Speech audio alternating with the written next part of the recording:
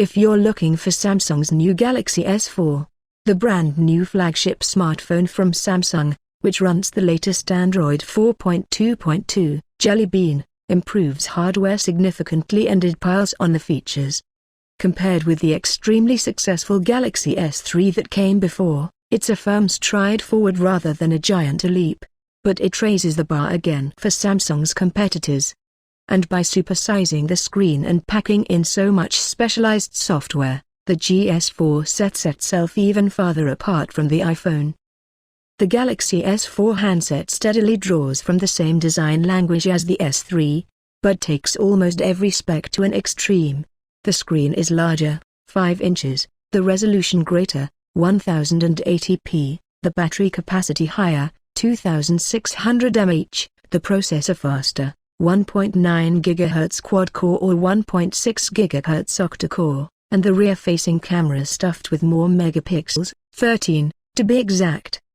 But, once you've gone through the features checklist, which also includes lots of internal and external storage space and RAM, it's the software extras that Samsung continues to lean on to keep its phones one step ahead of the competition.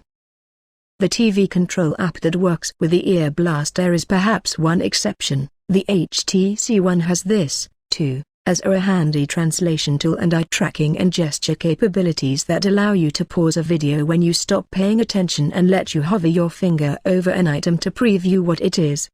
Many other software additions are semi-interesting ideas that some power users may enjoy once they've figured them out, but which will hardly convince a prospective buyer to pick the GS4 over, for instance, the HTC One, Nokia Lumia 920, or iPhone 5. Design and build. At first glance, the Samsung Galaxy S4 looks like a cookie-cutter copy of the GS3, but larger. It has the same rounded edges and narrow physical home button as its predecessor, but at 7.9 mm deep, 0.31 inch, and 130 G, 4.6 ounces, it's also a little lighter and thinner. Part of the slim look and feel is a result of Samsung creating sharper, straighter lines with the phone than the GS3's subtle curves. The Galaxy line is apparently inspired by nature no more. Samsung's new Galaxy S4 features a 5-inch 1080p HD screen and a slightly slimmer, lighter build than its antecedent. Standing at 136.6 mm tall by 68.9 mm wide, 5.4 inches by 2.7 inches, the Galaxy S4 fits right in between the GS3 and the Galaxy Note phones. It's large, to be sure, very large. A more dimpled finish on the white version reminded me of the Galaxy S2, in contrast to the GS3's silky brushed feel. The GS4 also comes in black mist. The GS4 doesn't reach the same caliber as the beautiful, all-metal HTC One, nor is it as polished as the iPhone 5.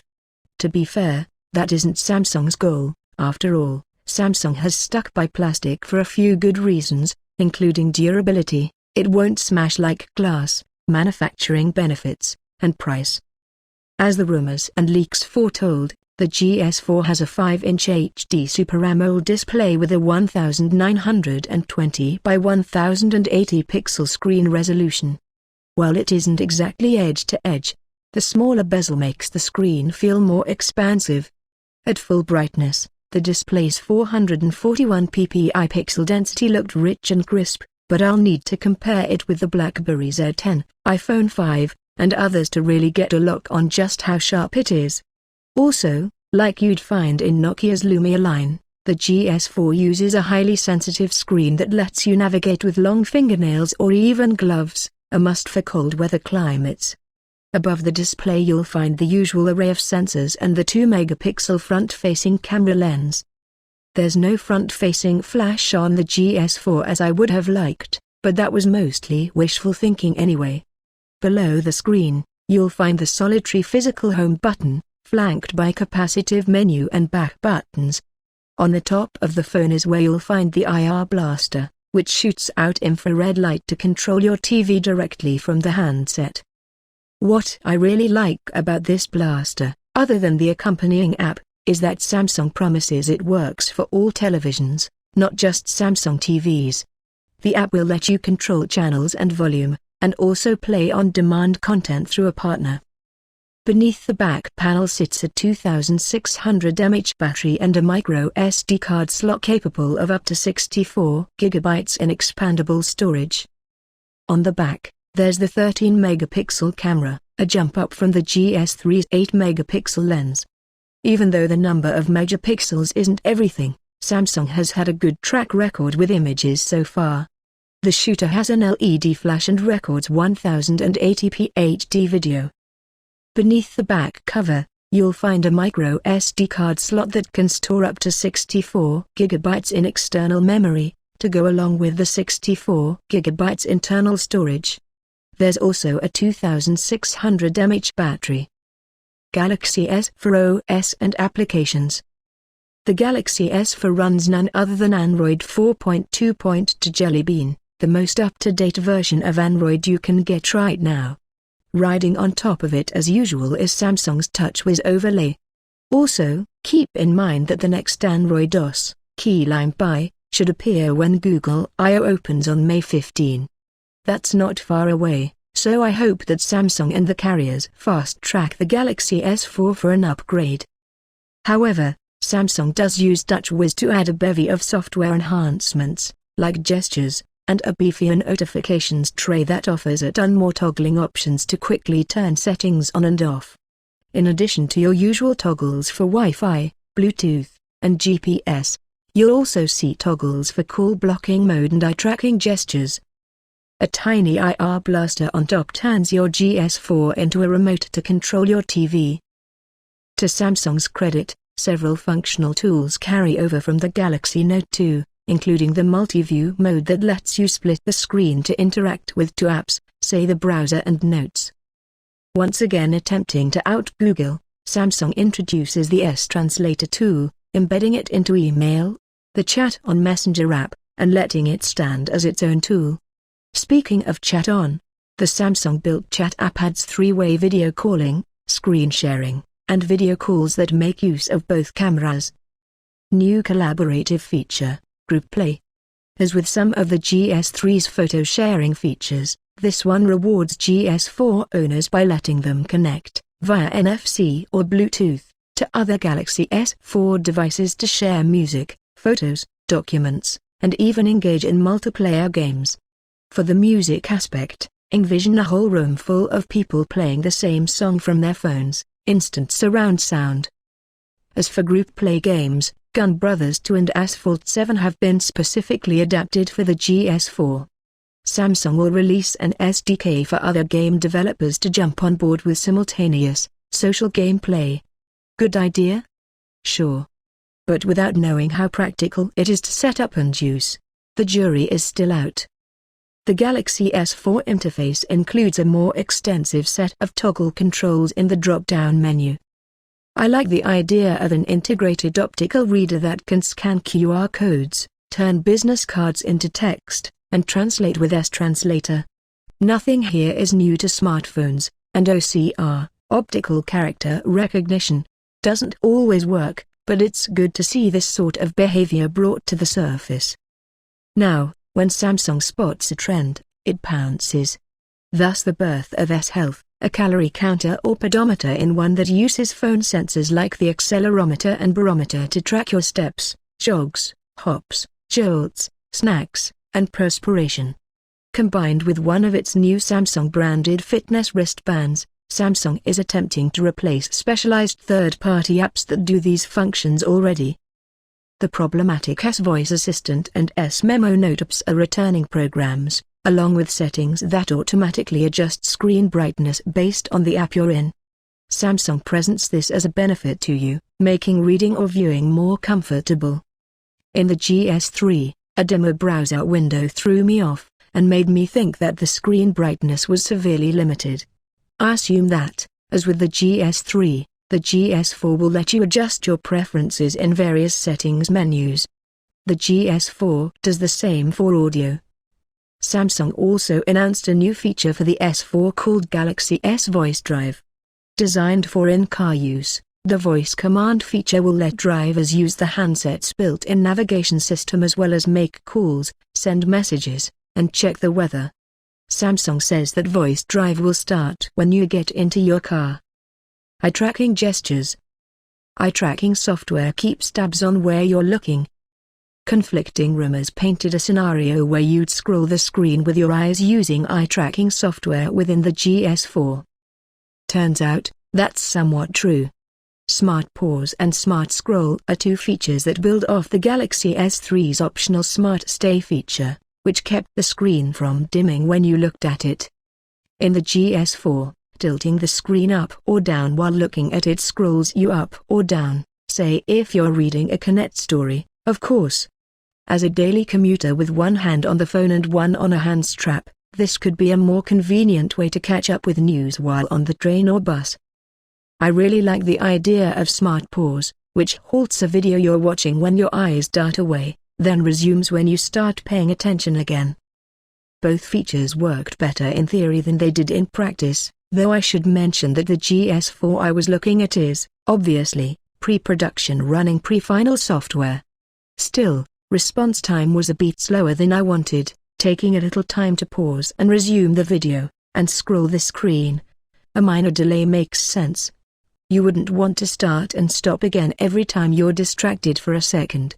Instead, the software seems to track longer periods when you're away, like if you stop what you're doing to order a cup of coffee, talk to a friend, or climb a set of stairs. Air view and gestures. While you can make googly eyes at the GS4, most gestures are still reserved for your fingertips.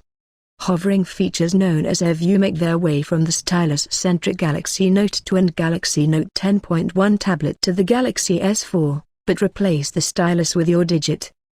You can control the Galaxy S4 by waving your hand in front of the camera sensor.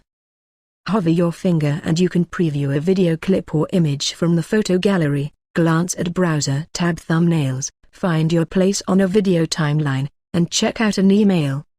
You'll also be able to magnify calendar events and get a closer look in speed dial. Flipboard has built a customized app to work with Air View, which lets you hover over a tile to see which articles lie beneath. In addition to hovering with a fingertip, you can wave or wipe your whole hand in front of the screen and camera sensor to navigate around. For example, enable this gesture and you can agitate your palm to pick up the phone or switch songs in a playlist. Steadily sliding your hand back and forth can advance photos in a gallery or browser tabs. You can also scroll up and down in a list. The feature was a little jerky and jumpy when I tried it, but it did work. As with eye tracking, you'll have to wait a half second to see results. Cameras and video. If the promise of the GS4's 13-megapixel images doesn't wow you, Samsung is hoping that its refreshed interface and enhanced features will.